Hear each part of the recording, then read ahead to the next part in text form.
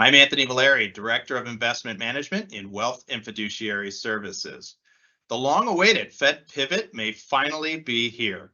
Earlier in May, the Fed softened its tone and suggested its interest rate hiking campaign may be coming to an end.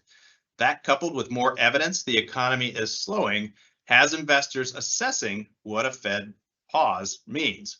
Now, the Fed may still raise interest rates, but it's worth looking at what does it mean for stock and bond investors if the Fed is indeed done raising interest rates.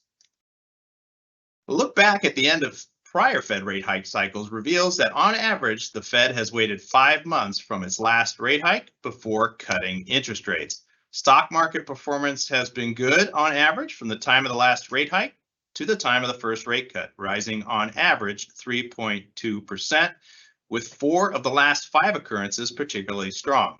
Still, when you look at the data overall, only 50% is positive. In short, it's a coin flip as to whether the market interprets the interest rate pause as a benefit for stocks. It's probably no surprise that now markets have almost fully priced in a rate cut by December, which is not too far off of the historical average of 5 months. Let's extend our analysis to look at longer 6-month and 12-month total returns, because trying to time such an event is very, very difficult, to say the least. Historical data here is favorable, with firmly positive returns over the subsequent 6 and 12 months after the last rate hike.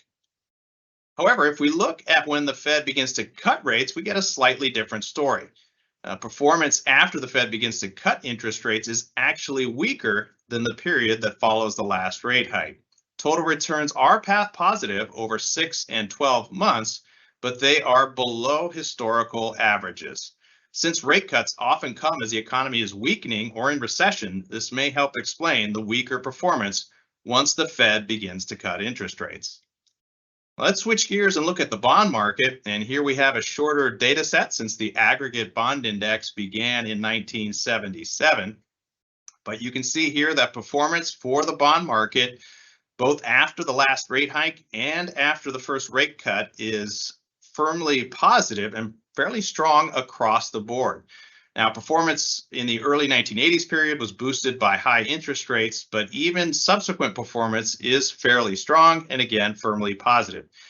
In short, the end of Fed rate hikes favors bonds over stocks, at least in the short run. Now, every situation is unique, but a look at historical stock and bond performance would still suggest that a cautious or defensive positioning is warranted around the end of Fed rate hikes. I'm Anthony Valeri. Thanks very much for joining. We'll speak to you again soon.